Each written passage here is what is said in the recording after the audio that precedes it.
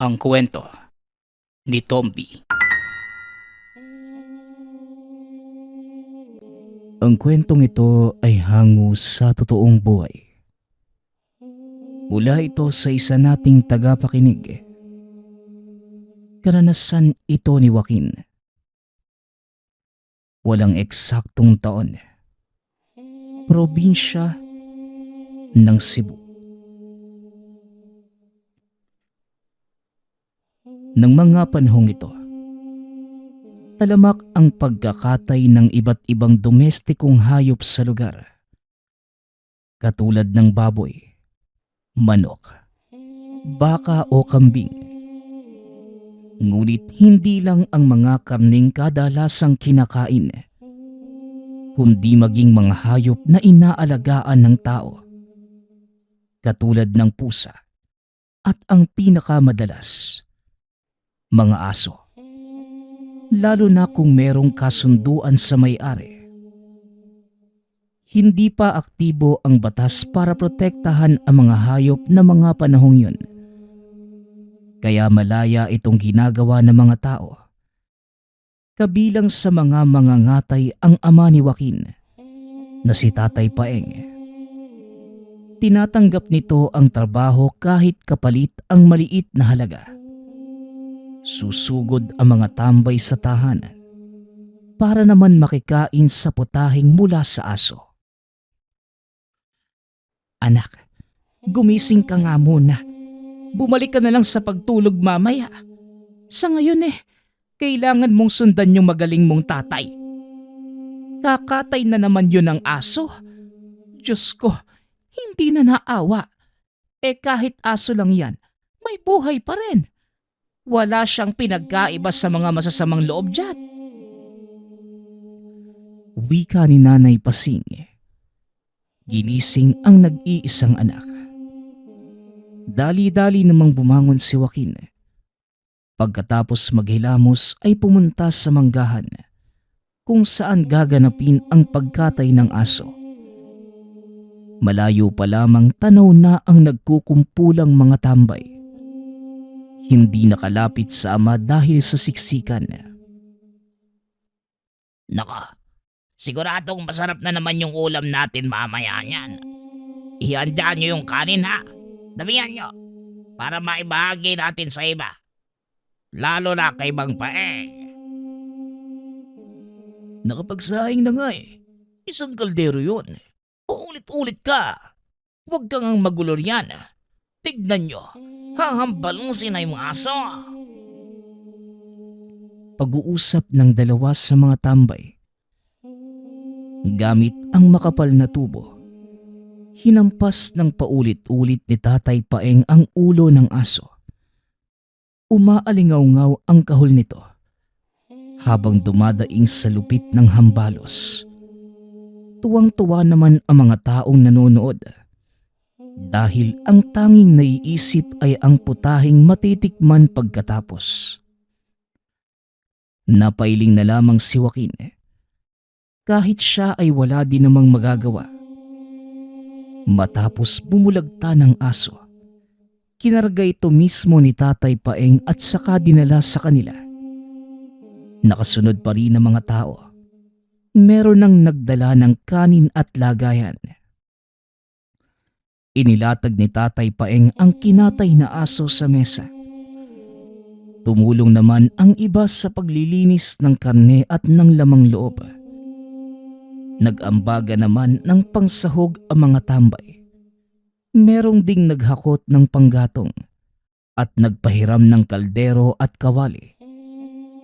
Ilang sandali na, nakasalang na ang karne sa apoy. Naku Joaquin, ginising kita para sundan yung tatay mo at sitahin. Wala ka ring nagawa. Sinuportahan mo pa. Sita ni Nanay Pasing. Hindi po Hindi ko naman po sinuportahan si tatay. Wala lang po akong pagkakataon na makalapit kasi siksikan yung mga tao Dito nga rin kahit nagluluto marami pa ring umaaligid. Hindi ko na tuloy alam kung alin yung aso. Yung niluluto ba o yung mga mukha nila? Pagbibiro ni Joaquin para malingat ang atensyon ng ina. Dali-dali niyang ibinaba ang hawak na pangsahog. Inutusan ito ng ama dahil nagkulang. Mukha ng tatay mo kamo. Habang tumatagal, nagiging aso na siya sa paningin ko. Hindi na yan nakikinig Paano kung may makapagsumbong tapos mahuli? Dumadagdag lang sa problema yan. Ay sus Mariosep. Wika ni Nanay Pasing. Ay naku, ito namang si nanay. Grabe ka naman kay tatay. Di naman siya mahuhuli. May kasunduan naman sa pagitan niya at nung may-ari ng aso. Kung mahuhuli, di dapat noon pa. Ilang taon na kaya yung ginagawa ni tatay? Hanggang ngayon malaya pa naman. Tugon ni Joaquin. Ewan ko sa inyo ng tatay mo. Kapag nahuli siya, damay ka kasi kinukonsinti mo. Bahala na nga kayo. Sumasakit ang ulo ko. Ang sarap niyong pag-untogin. Muling wika ni Nanay Pasing. Wala na itong iba pang masasabi. Si Joaquin naman ay tinuloy ang utos ng ama. Ilang oras ang lumipas bago naluto ang mga putahe. Sigurado si Tatay Paeng na malambot ang karne. Maging ang nakasiksik sa kasulok-sulukang bahagi ng buto. Kagad naman itong pinagsaluhan ng lahat. Marami ang handa. Sumakto ang dami ng ulam sa nakaabang na mga tambay at kapitbahay. May natira pa na kanilang pinagpupulutan. Mabuti. Marunong magluto ng karne ng aso itong si Paeng. Ito busog na. May pulutan pa. Joaquin, dagdagan mo ng beer. Umutang ka sa tindahan ni Mang Kanor. Sabihin mo sa akin, kung pwede isang case. Utos ni Mang Tomas. Kapitbahay at matalik na kaibigan ni Tatay Paeng. Natutunan lang ang tamang pamamaraan mula sa yumao kong lolo. Mahusay yung magluto ng iba't ibang putahe mula sa anumang karne. Inaral ko kasi alam kong balang araw, magagamit din. At ito na nga tayo ngayon. Tugon ni Tatay Paeng. Ayos din to. Hindi ka lang nagkakaulam. Nagkakapera kahit papano. Mayaman ang may-ari ng mga aso. Magkano ang kinita mo ngayon? Hindi naman siguro sila magbibigay ng mababang halaga, ano? Sakto lang para makabili ng ilang kilo ng bigas. Saka, pang-ipon para sa nalalapit na pasukan. High school na sa susunod ang inaanak mo. Pag-uusap ng magkumpare. Ito na ho, nandito na ang beer. Ninong Tomas, ang sabi ni Mang Kanor, malakas daw yung sipa ng mga beer na yan. Pero mas malakas daw yung matatanggap niyong sipa kung hindi kayo magbabayad sa napag-usapang araw. Wika ni Joaquin nang makabalik buhat ang isang case ng alak. Natawa na lamang ang mga tambay sa tahanan. Ito talagang si Mang Kanor. Hindi na nagbago. Magbabayad naman ako sa tamang oras. Siya lang itong nagmamadali. O siya, inuman na.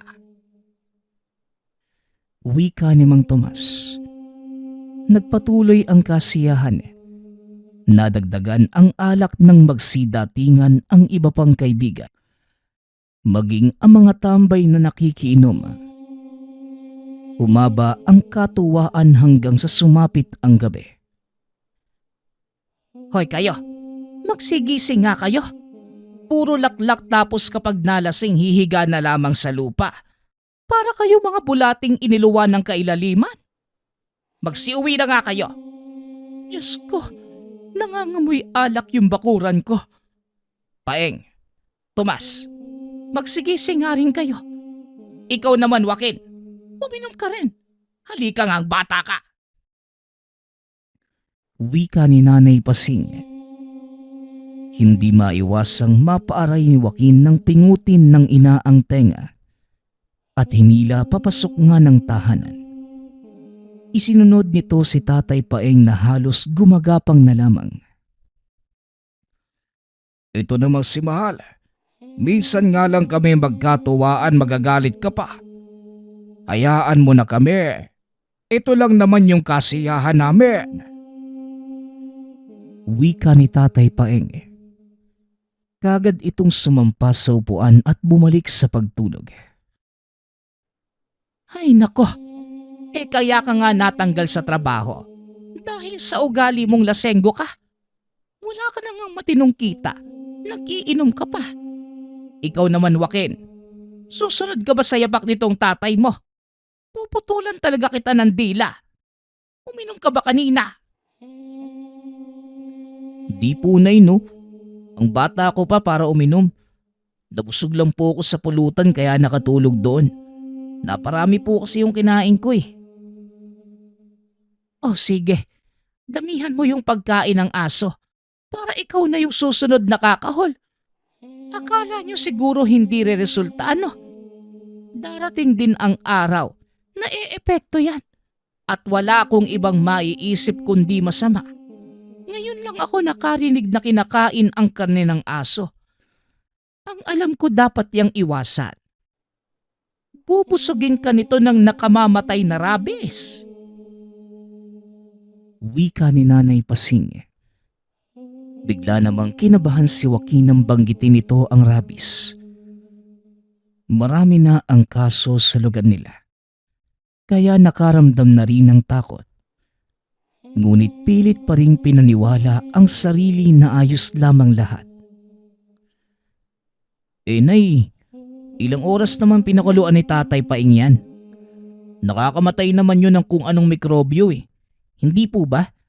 Kaya pati rabies sigurado kong wala na rin. Wika ni Joaquin. Iba ang rabies sa mikrobyo, anak. O sige, paniwalain mo yung sarili mong walang idudulot na masama yung pagkain ng karne ng aso. Tignan natin kung anong mangyayari pagdating ng araw. Ang titigas ng ulo nyo. Bahala na kayo. Tugon ni Nanay Pasing. Napakamot na lamang sa ulo si Joaquin nang iwanan ng ina sa sala. Siya na rin mismo ang nagsara ng pinto at mga bintana. Pagkatapos, pumwesto na sa higaan para makapagpahinga. Kinabukasan, meron pa rin naghahanap ng tirang potahe sa naganap na salo-salo. Meron pang kaunting natira sa kaldero na siya namang pinagsaluhan ng iilang kapitbahay.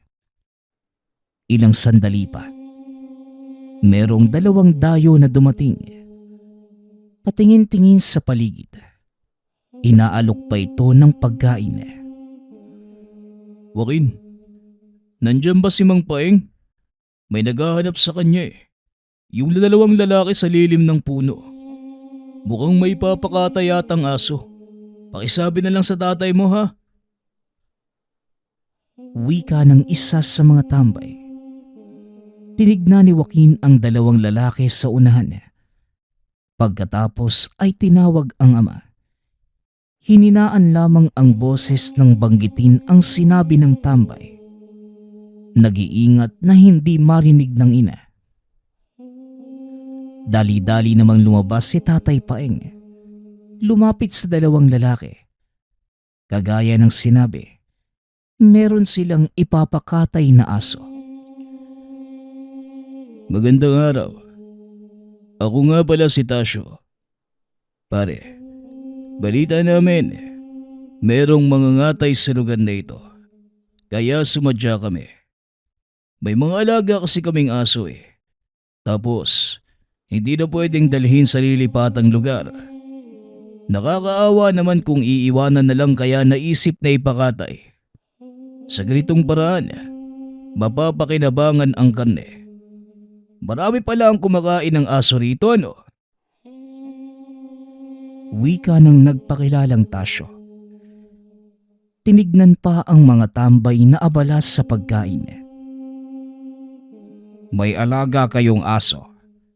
Teka, tagasan ba kayo? Paano nyo nalaman na merong mga ngatay sa lugar na ito? Nagtanong-tanong ng pwedeng mapag-iwanan ng aso Sa katunayan ibibenta sana namin kaso walang bumibili. Yung huling napagtanungan namin, ang nagsuwestyon na ipakatay na lang at dito kami tinuro. Taga rito yata yun Hindi ko na itanong yung pangalan. Hindi ko rin mamukha ng maayos dahil may takip sa mukha Ano? Kakatayin mo ba? Magbabayad naman kami para sa bala. Sakto naman siguro ang 50 pesos para sa 3 aso. Muling wika na nagpakilalang Tasyo. Napatitig si Tatay Paeng sa pera na inaabot ng lalaki. Sasapat ang halaga para sa pang-araw-araw nila sa loob ng ilang linggo. Ngunit nag-aalangan siyang tanggapin, lalo na't hindi kilala ang mga ito. Pasensya na kayo ha. Alam kong malayo ang binahin nyo. Pero hindi ako basta-basta tumatanggap lalo na kung wala kong ideya kung sino ang kausap ko. Diretsahang wika ni Tatay Paeng. Natigilan si Tasyo at ang mga kasama nito. Nagkatinginan. Dali-daling ibinulsa muli ang pera. Ganun ba? Pasensya ka na rin at hindi namin alam yan. Pero baka papayag ka kung makita yung mga aso. Malalaki sila, matataba at malaman. Siguradong bubusugin ang lahat ng tao sa lugar na ito. Saktong panghanda para sa malaking salo-salo Pangbuong barangay kapag tinaddad ang karne. Kailan namin dadalhin ang mga alaga namin? Tanong ni Tasyo. Napabuntong hininga si Tatay Paeng. Ilang saglit na tinitigan ang dalawang kaharap. O sige, sa Sabado na lang. Sa manggahan doon sa unahan tayo magkita. Mga bandang 9:00 ng gabi. Dahil sa mga oras na yan pa lamang ako makakauwi galing trabaho. Kakatayin ko na din diretso. Ayos ba? Wika ni Tatay Paeng. Nagliwanag ang mukha ni Tasyo.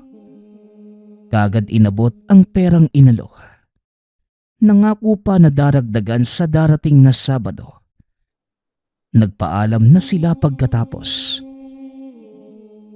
Mukhang hindi lang ordinaryong aso ang kakatayin sa susunod na araw ha. Masaya ito. Wika ni Tatay Paeng habang hinahatid ng tanaw si Tasyo. Bumalik ito ng tahanan at walang pagdadalawang isip na inihagis sa apoy ang perang papel. Nagulat si Joaquin nang makita ang ginawa niya. Kukuhanin pa sana ang pera. Ngunit sunog na ito. Tatay, pera yun Wala na. Sunog na. Hindi niyo ba nakita? 50 pesos pa naman. Sayang na sayang. Pera na sana. Naging abo pa. Wika ni Joaquin. Huwag kang manghinayang sa pera na nagbula sa mga kamay ng halimaw. Malaki nga ang halaga. Pero kaaway ko naman ang nagbigay. Wala pa ring silbi. Tugon ni Tatay Paeng. Kumunot ang noo ng binata sa sinabi ng ama. Lumapit siya rito para makapagtanong muli. Mula sa kamay ng halimaw, kaaway ko naman ang nagbigay. Tatay, ano po bang ibig niyong sabihin? Naaalala mo ba ang ginagawa ko ng ilang beses kapag lumalabas ako ng bahay sa gabi?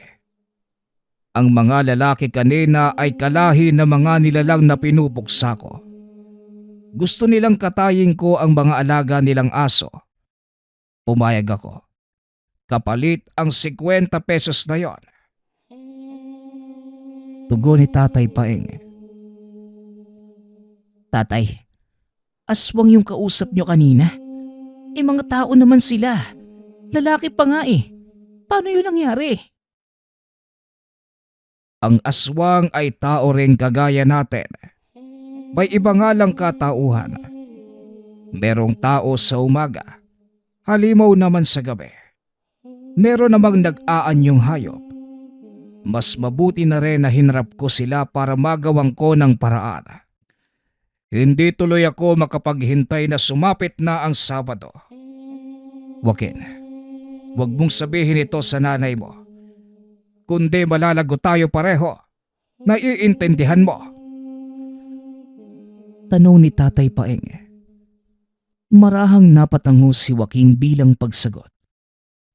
Pagkatapos, inihanda na ni Tatay Paeng ang kanyang tanga na medalyon at ang itak na ginagamit lamang sa tuwing may pupuksaing aswang. Nilinis niya at parehong dinasalan. Habang naghihintay na sumapit ang araw ng Sabado. Huwebes pa lamang ay napapansin na ni Tatay Paeng na merong umaaligid. Sunod-sunod ang pagpaparamdam ng nilalang. Nakabantay naman ito pero wala pang aksyon na ginagawa. Dahil paglipas ng ilang sandali ay naglalaho rin kagad. Sinubukan na ring maglibot ngunit walang naabutan. Palihim na lamang muna siyang nakiramdam. Nang sumunod na araw, meron muling nagpakatay ng aso. Naging abala na naman si Tatay Paeng. Nang mga sandaling yun, napansin niya sa malapitan ang presensya ng aswang. Kaso hindi nakakilos sa dami ng taong nagsisiksikan. Nanonood sa kanyang pagkatay. Ilang segundo lamang niya naramdaman at bigla ring nawala. Ibinalik na lamang ang atensyon sa ginagawa. Pagsapit naman ng gabi, habang masayang nag-iinuman sa bakuran, may nahagip itong imahe ng tao sa unahan na sinundan pa ng pag-alingasaw na matinding amoy. Samyo ng aswang. Kagad itong napatayo para lapitan ngunit mabilis na nakaalis. Sige, magparamdam ka lang. Akala mo siguro hindi kita nahahalata ano? Humanda ka sa Sabado. Iyon ang tamang araw para pumuksa ng aswang. Dahil medyo mababawasan ang lakas niyong mga halimaw kayo. Wika ni Tatay Paeng sa isipan. Bumalik sa inuman at tinapos ang kasiyahan. Kinabukasan, maagang gumising si Tatay Paeng. Alisto rin si Joaquin na kaagad sumunod sa kanya. Tatay, nagkakaganito lang naman kayo kapag may nagpaparamdam na aswang eh. May lumapit po ba rito malapit sa atin? Tanong ni Joaquin. Meron. Pero parang nakikiusyoso lang sandali sa mga kaganapan. Makikisali yata sana sa inumang kaso. Parang hindi nagustuhan yung lambanog eh. Pabirong tugon ni Tatay Paeng habang kinikilala ang naiwang amoy sa paligid. Nagpatuloy ito sa pagsuri sa lugar. Bumalik na rin ang tahanan pagkatapos para maghanda sa muling pagsapit ng gabi. Oras na para tapusin ang nasimulang kasunduan sa pagitan nila Tasyo. Wala pa man ang nasabing oras, ngunit nasa manggahan na si Tatay Paeng. Naglilibing ng pangontra sa lupa upang masiguradong walang kawala ang mga aswang pagdating mamaya. Naglagay na rin ng patibong sa mga halaman. Hindi rin nakalimot na mag-orasyon. Umakyat ito sa puno pagkatapos para doon maghintay. Ilang sandali pa ay natatanaw na niya si Natasio. Hila-hila ang dalawang aso. 3 ang natatandaan niyang sinabi. May ideya na rin kung sino ang pangatlo nang makitang nadagdagan ng isa ang kasama nito. Uminto sila sa hindi kalayuan. Hinihintay siya. Pinanood lamang ni Tatay Paeng ang mga ito. Kampante na hindi mahahalata ang presensya niya. Dahil sa ginawang orasyon. Tahimik na pinagmamasdan habang kumakain ng mangga.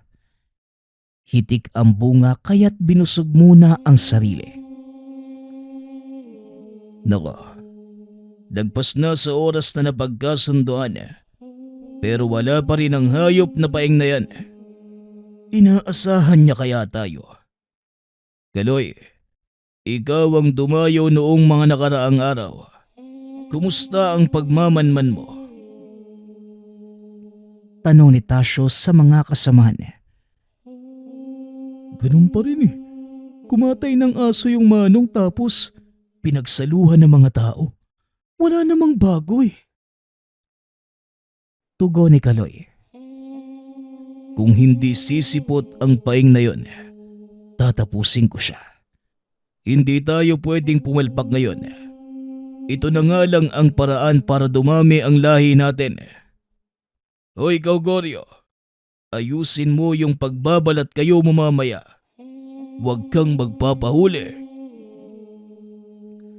Wika ni Tasio sa isa pang kasama.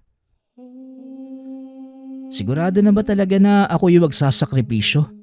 Buhay ko talaga. Hindi ba pwedeng laway na lang natin yung gamitin sa pangyayanggaw? Ayaw ko pang mamatay, no? Ang dami mo pang arte. Palagi ka namang pumapalpak sa tuwing lumalabas tayo para maghanap ng biktima. Ilang beses kang nahuli ng mga manunugis. Swerte ka nga lang dahil nailigtas ka namin. Utang mo ang buhay mo ngayon. Panahon na rin para magbayad sa pamamagitan ng pagbubuwis din ng buhay. Huwag kang manghinayang. Isipin mo na lang na para sa ikararami ng lahi natin ito. Para doon naman talaga. Huwag nang maraming salita. Umayos ka dahil kung hindi, ako mismo ang papatay sa'yo. Wika ni Tasio. Sa usapan pa lamang nila gusto nang sumugod ni Tatay Paeng. Ngunit minabuti niyang magpigil. Dahan-dahan itong bumababa at maingat na inalis ang bisa ng isinambit na orasyon para mapansin ng mga ito ang kanyang presensya. Nang maramdaman nila Tasio na nasa paligid na ito, dali-daling nag-anyong aso ang isa nilang kasama. Kaagad namang tinalian sa leeg ni Kaloy para magmukhang kapani-paniwala. Magandang gabi, Tatay Paeng. Akala naman namin hindi ka darating kasi lagpas na sa oras. Mabuti naman ho at umabot kayo. Paalis na ho sana kami ni Kaloy Wika ni Tasio. Aba, malalaki nga ang mga alaga nyo Patataba. Doon tayo sa lilim ng mangga para itali nyo roon. Kakatayin ko na rin yan ngayon pagkatapos nating mag-usap. Wika ni Tatay Paeng. Sumunod naman si Tasio at Kaloy. Itinali nila sa puno ang mga alagang aso. Kahol ng kahol ang dalawa, habang tahimik naman ang isa. Sinindihan ni Tatay Paeng ang mga dalang sulo, saka inayos sa paligid. Tumulong pa si Tasio. Ikaw lang po ba ang magkakatay, Mang Paeng?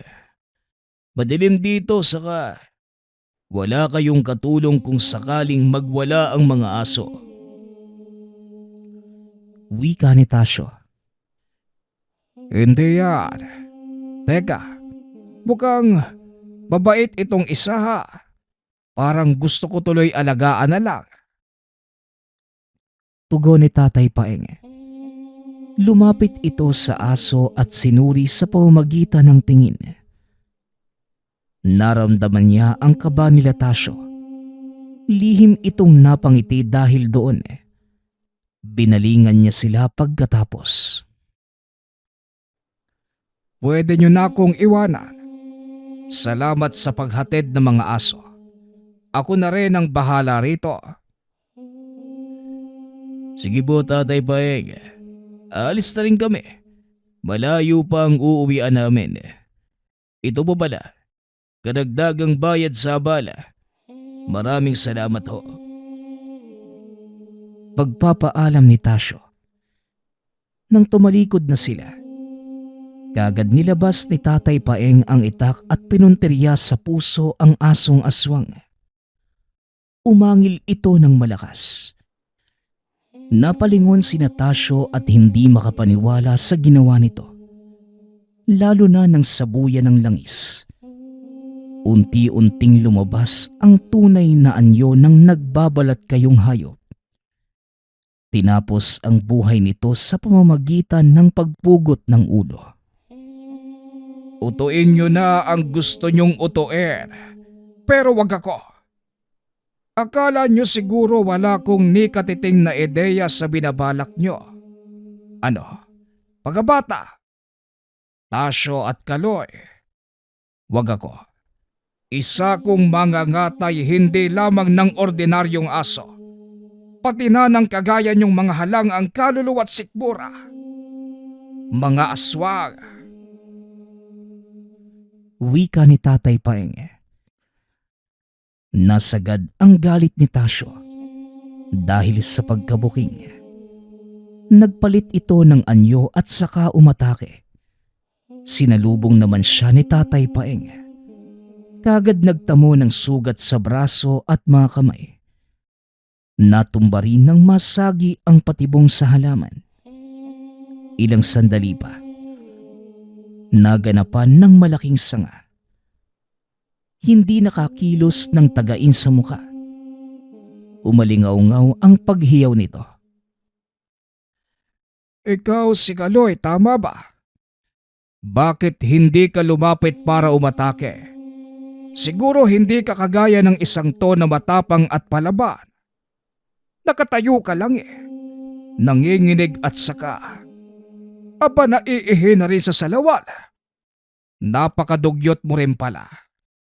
Ngayon pa lang ako nakaengkwentro ng aswang na kasing duwag mo. Ayos ka rin bata ha. Wika ni Tatay Paeng kay Kaloy na nanginginig sa kinatatayuan. Habang palipat-lipat ang tingin sa nakabulagtang sigoryo at dumadaing na si Tasyo. Aminin mo nga sa akin, saang lupalop ng mundo ba kayo nagmula? Ang layo ng inabot nyo Dito pa sa liblib na lugar na ito. Teka nga, tatayo ka lang ba talaga dyan? Anong gusto mo? Ako ang lalapit sa iyo para tagain ka. Hindi masaya yung kung ganoon. Magpalit ka ng anyo tapos sugurin mo ko. Dali na, nahihiya ka pa yata Paghamon ni Tatay Paeng, sinusubukan ng matanda na sagarin ang pasensya ni Kaloy. Ngunit hindi ito gumalaw sa kinatatayuan. Naroon lamang, nanginginig ng todo dahil sa takot. Kaya pasensya niya tuloy ang naubos kaya't siya na ang lumapit. Sinabuyan ito ng pangontra at tinapos ang buhay. Sunod niyang binalingan si Tasyo na nagsusumikap makatakas. Binuhusan ng langis ang muka at sa kasunod-sunod na tinaga. Tinigilan lamang ng masiguradong nalagutan na ito ng hininga. Kawawa naman kayo. Pero pasensya na. Hindi ko kayo pwedeng pakawalan. Dahil baka meron na ring kapit ng sumpa sa katawan nyo.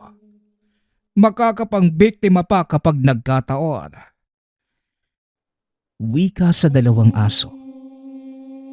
Pikit mata na ring pinaslang ang mga ito. isinama sa hukay kasama ang katawan ng mga tunay na aswang. Napahugot na lamang ng hininga si Tatay Paeng pagkatapos.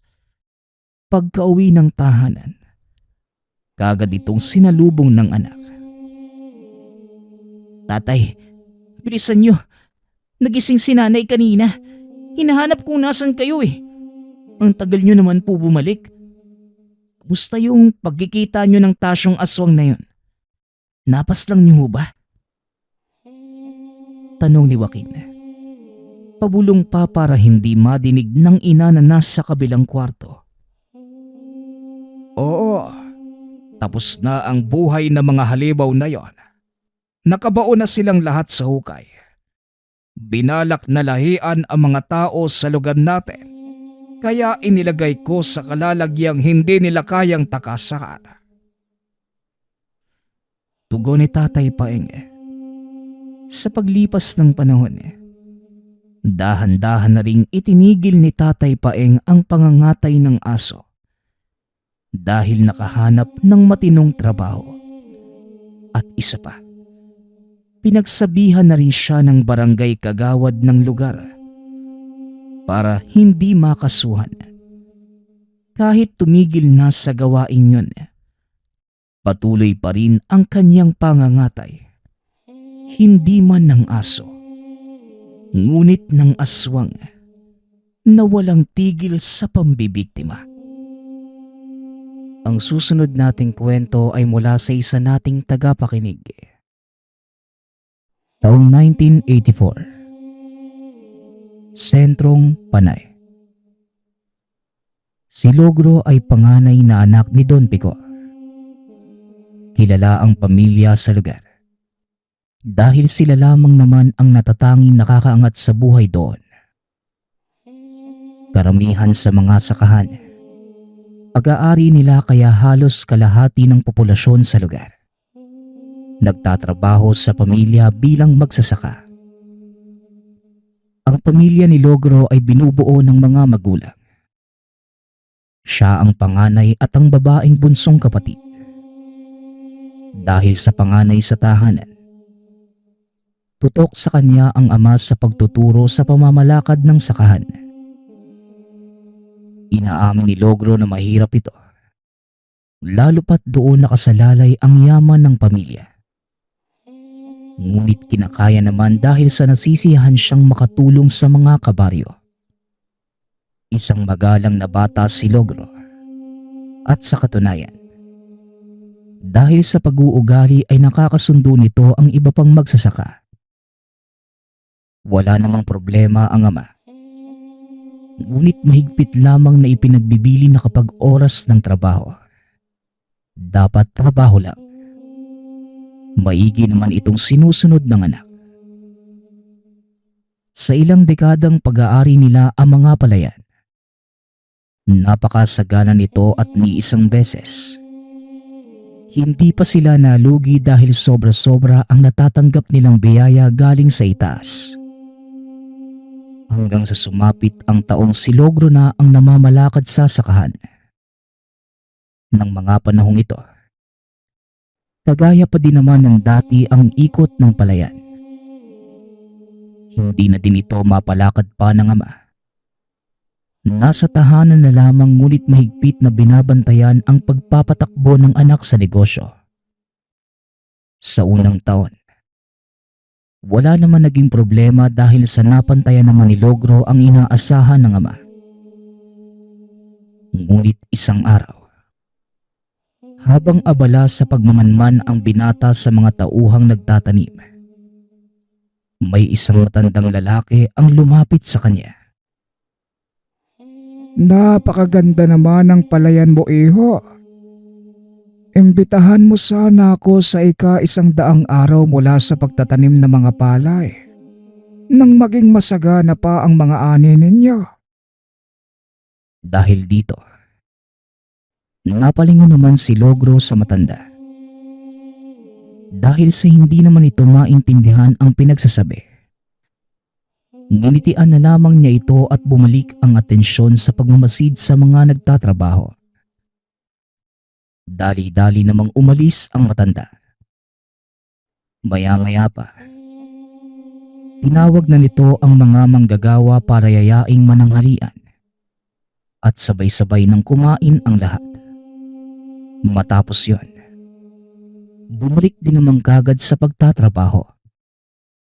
Buong maghapong nagmamanman lamang ang binata para masiguradong pulido at lahat ng lupa ay nataniman.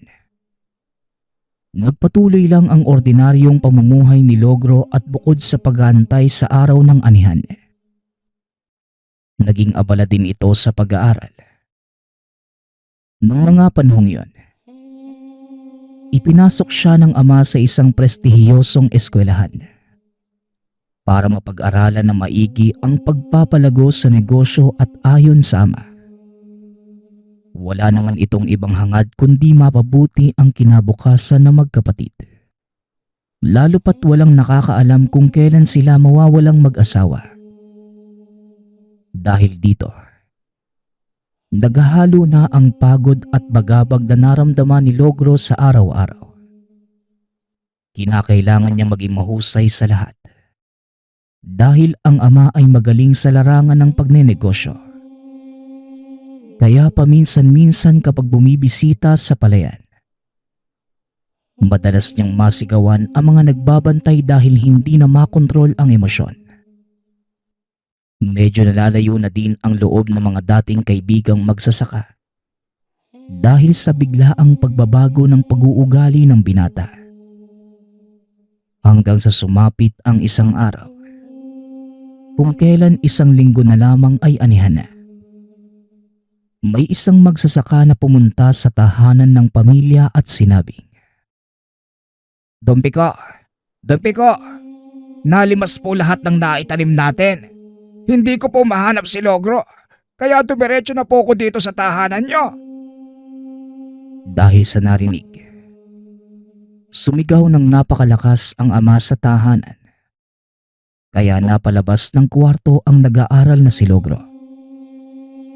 Dahil dito, dali-dali namang tumakbo si Logro ng palayan kasama ang isang tauhan.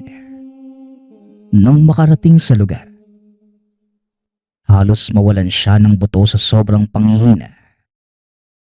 Nalimas ang buong palayan at ni isang dahon ay walang natirang nakatayo sa lugar. Bigla itong nagsisigaw sa mga tauhan kung bakit hindi nagawa ang trabahong bantayan ng maigi ang palayan. Nagsiyukuan na lamang ang mga tao doon dahil nakita nilang galit na galit ang amo. Maya-maya pa, may isang binatang magsasaka ang dumating at maraming sariwang kalmot sa buong katawan. Habang ang mukha naman, magang-maga at hindi na din maibuka ang isang mata dahil sa kalmot. Lahat ng kasamahan ay nagulat sa sinapit ng lalaki. Pasensya na po kayo, Ginoong Logro. Hindi ko po naipaglaban ang palayan sa mga nilalang na umatake kagabi. Hindi ko po malaman kung ano ba yun pero sigurado po ako mababangis sila. Bago pa man po nila limasin ang buong palayan, pinagkakalmot po ako ng dalawang magkasama na nilalang eh. Natumba na lang din po ako dahil hindi ko nadala ang pangontra kagabi. Pero malinaw ko pong nakita kung paano po nila nilimas yung buong palayan. Dahil sa narinig, mas lalong naguluhan si Logro ngunit bahagyang nabawi ang galit. Dahil sa sinapit ng kaawa-awang binata. Pinupo naman ito ng mga kasamahan. Dahil mukhang grabing sakit pa ang nararamdaman nito sa buong katawan. Ilang sandali lang, lumapit na din si Logro at nagsilapitan na din ang iba pang mga magsasaka. Nagkaroon ng pag-uusap ang grupo. Napagpasyahang mag-imbita ng isang albularyo dahil ito lamang ang makakasagot sa lahat ng kuro-kuro. Hindi pa sana sasang-ayon si Logro. Dahil alam niya na tao ang pakay ng aswang, hindi mga palay. Ngunit nang mapatingin siya sa sinapit ng binata, napilitan na din ito Nagboluntaryo ang isang tauhan na siya na lamang ang tatawag sa albularyo. Tumango naman si Logro at makalipas lamang ang halos kalahating oras. Bumalik na ito kasama ang manggagamot. Nagmasid muna ang albularyo at tumabi kay Logro. Bata, nag-imbita ka ba ng muwa nitong mga nakaraang linggo bago ang paghahani? Napakunot naman ang noo ni Logro dahil hindi nito alam ang pinagsasabi ng matanda. Ngunit dahil nakita ng albularyo ang itsura ni Logro, nagpatuloy na lamang ito sa pagsasalita. 3 buwan pa lamang ang nakakalipas magmula nang ibalita sa akin ng kaibigan kong isang albularyo sa kabilang baryo na napaalis nila sa lugar ang mga muwa. Kaya naman, alam ko na dito sa atin sila lilipat. Dahil tayo lang naman ang karatig baryo. Kung tatanungin mo ko sa nilalang na muwa, ang mga nilalang na yon ay naninirahan sa mga puno ng kawayan. Sila ang dahilan ng biglaang pagkakawala ng mga bunga ng pananim, lalo na sa mga palayan. Madalas, nakakapagbintang pa ang may-ari sa ibang tao. Pero lingid sa kanilang kaalaman, grupo ng kakaibang nilalang ang gumagawa nito. Ang tanging paraan lamang para hindi ito manggambala, imbitahan sila sa araw ng pangkuyang. Dahil sa mga narinig, napatanong si Logro kung paano ito isasagawa. Ayon sa albularyo, sabihan lamang siya sa susunod na pagtatanim dahil tutulong ito sa pag-iimbita sa mga nilalang. Matapos na maging malinaw ang lahat kay Logro, umuwi na rin ang albularyo. Pinauwi na rin ito ang mga tauhan. Pagkarating sa tahanan, ibinalita niya sa ama ang lahat ng nalaman sa albularyo. Nabigla ito. Ngunit dahil bukas ang isipan patungkol sa mga nilalang, naniwala naman ang ama. Nagantay ang pamilya ng ilang buwan hanggang sa sumapit muli ang buwan ng Hunyo. Dito nagumpisa na muling magtanim ang mga tauhan.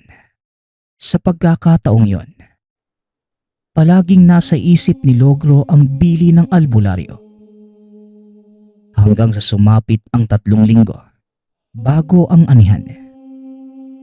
Pumunta na ito sa albularyo at sa mismong araw na yon, nagsagawa ng ritual sa tapat ng puno ng mga kawayan. Kasama nitong nakaluhod si Logro. Halos 3 oras din ang tinagal. Matiwasay naman na natapos ang ginagawa at ayon kay Logro, halos wala naman siyang naramdamang kakaiba. Nang sumunod na araw, pinatipon ng albularyo ang lahat ng magsasaka kabilang na si Logro. Nagutos ito na kakailanganin ng isang lamesa, pulang tela, 3 kandila at isang malaking bilao na puno ng bigas. Dahil madali lang naman hanapin ang mga ito, mabilis nakapaghanda kagad ang grupo. Inayos nila ang lahat noon. Ang lamesa ay nakabalot ng pulang tela habang nasa ibabaw naman ang bilaong may bigas. Nakapalibot ang 3 kandila. Pagsapit ng 6:00 ng hapon, gumawa na ng malaking bilog ang lahat ng magsasaka. Nasa gitna ang lamesa at ang albularyo. Lahat ay nakaluhod habang nagdarasal ang matanda. Sa kalagitnaan ng ritual, may dumating na napakalakas na hangin dahilan kaya namatay ang sindi ng mga kandila. Nakaramdam ng kaba ang mga tao doon. Ngunit nagpatuloy lamang ito sa pagluhod dahil mahigpit na pinagbilin ng albularyo na walang tatayo hanggat wala siyang abiso dahil mapuputol ang ritual. Maya-maya pa, Naramdaman ni Logro na tila may dumaan sa gilid niya. Kaya naman bahagyang napamulat. Hindi man bukang-buka ang mata. Ngunit malinaw niyang nakita ang matandang lalaki na dating nagpaimbita sa kanya habang papalapit sa albularyo. Nang tuluyang makalapit sa lamesa, tumayo lamang ito habang pinagmamasdan ang paligid. Nakakaramdam na ng kilabot ang binata ng mga sandaling yun. Dahil bahagyang nakaangat ang mga paa nito sa lupa. Maya-maya pa, kinausap ito ng albularyo sa pamamagitan ng ibang lengguwahe. Napapikit na lamang si Logro dahil baka magalit ang albularyo. Ilang sandali lang, natigil na ang malakas na hangin at sinabi na ng matanda na maaari na silang tumayo. Sabay-sabay namang nagtayuan ang lahat. Napansin ng mga tao sa lugar. Nawala na yung bigas sa lamesa. Ayon naman sa albularyo, tinanggap na ito ng muwa bilang alay. Hindi nagtagal. Umuwi na rin ang matanda dahil ligtas na ang palayan sa posibleng pamimeste. Mula ng araw na yon, naging usap-usapan sa lugar ang patungkol sa nilalang. Bumalik na rin sa pagiging masagana ang palayan ng pamilya. Palagi na rin nagsasagawa ito ng ritual tuwing pangkuyang. Dahil mahirap paniwalaan ng nakararami. May mga nagsasabi na kalokohan ang ritual sa palay. Dahil wala namang aswang ang magkaka-interes dito. Karne ng tao ang bumubuhay sa mga ito. Ngunit hinayaan na lamang iyon ng pamilya. Ilang taon pa ang nakalipas. Moderno na ang mundo at profesional na din si Logro. Patuloy pa rin sa pagriritual ang pamilya. Tuwing bago ang anihan dahil sa hindi malimot-limutang engkwentro. Sa aswang. Sa palayan. Nagpapasalamat nga pala ako sa lahat ng sumusuporta sa ating channel. Nawa ay patuloy niyong suportahan at pakinggan ang ating mga kwento. Hanggang sa muling pakikinig. Paalam.